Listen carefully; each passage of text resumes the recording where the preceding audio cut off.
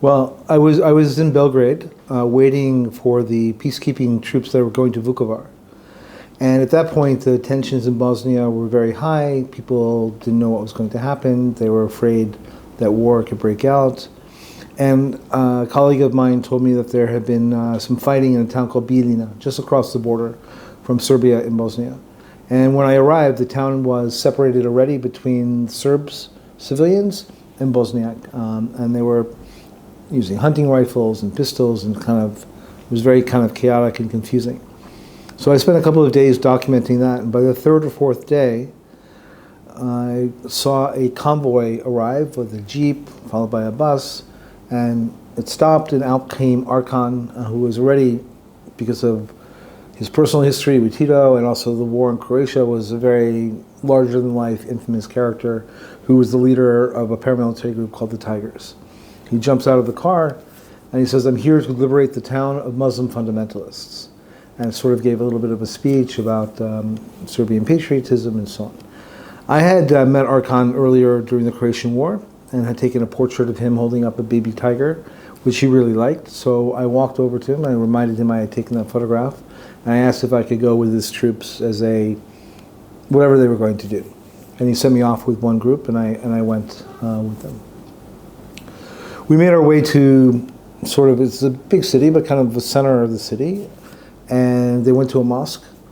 And they went inside the mosque, they took down the Islamic flag, they put up a Serbian flag, they posed for a photograph holding the flag. And after I took that photograph, I heard some commotion in another room, and I walked over to another room, and there was a young guy there, and they were kind of talking to him very harshly. And they saw me, and they took out his ID card, and then they pointed to it, and they said, "Kosovar, Kosovar, Kosovar." And they were very agitated and very, very nervous. And we found out later this was a man, he was probably 20, 23, 22, maybe younger, named Harush Zabiri, who was Macedonian Albanian. And they were just, it was a very tense situation. I didn't know what they were going to do. I photographed Harush with the soldiers at that point to make sure the soldiers knew that there was photography of them, there was evidence, hoping that in case they thought about doing anything, they wouldn't, because they'd be scared about being prosecuted and so on. And then moments later, I heard some shouting outside. I walked outside of the mosque, and across the street there was a house with a red brick wall, and it turns out that there were many people from the area that were hiding in a basement. And they pulled out a middle-aged couple, Abdurrahman and Hamdullah Pajeti, and there was a lot of shouting from the soldiers, from the civilians. They were telling me, "Don't take any photographs, don't take any photographs." And then at some point, some shots rang out, and Abdurrahman fell to the ground. I had witnessed a execution in Vukovar with Serb irregular forces, and not only was I not able to help the person, but I couldn't even document it. And a gun had been put to my head and said, "If you take a picture, we'll kill you." And I made a promise to myself that if I was ever in that situation again, if I couldn't save that person or people, I would try to make sure that there was at least photographic evidence of what happened. So while she's trying to help her husband, I kind of walked away from the soldiers and took some photographs of the two of them together, and then I walked back towards the soldiers. And as I walked back towards the soldiers, some more shots rang out, and she fell to the ground. They then brought out a third woman, middle-aged, civilian, unarmed, Bosnian Muslim named Tifa Shabanovic, that was her house that everybody was hiding in. And then they killed her as well. And I needed to get a photograph of the soldiers and the victims in the same image, so people couldn't say like, "Oh, the Bosnians killed themselves," or killed whatever kind of story they would make up. So I just wanted a photograph of the soldiers with the victims.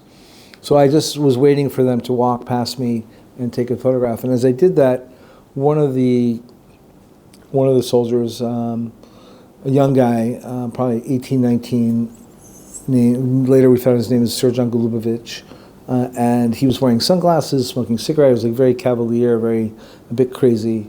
And I took a photograph of him brought his foot back as if to kick the bodies on the ground.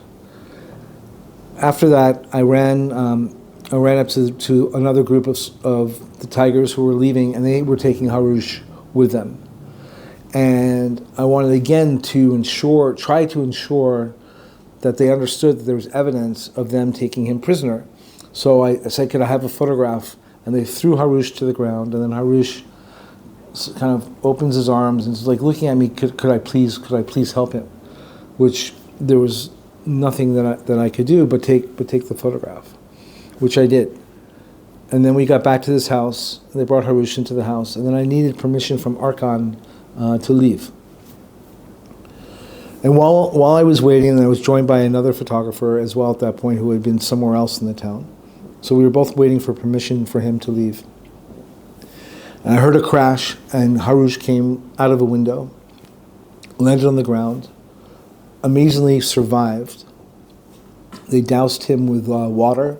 They said they were baptizing him, and then they dragged him back into the house. Moments later, Arkan arrived. Somebody walked up to him, whispered in his ear, and then Arkan came up to me and said, give me the film in your camera.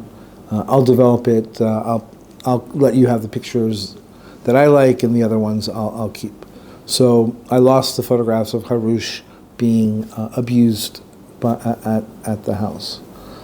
And that's really kind of the whole thing. Harush disappeared. I went back the next day to the town. I went to the house. Nobody was there. I went to the hospital thinking Harush might be in the hospital.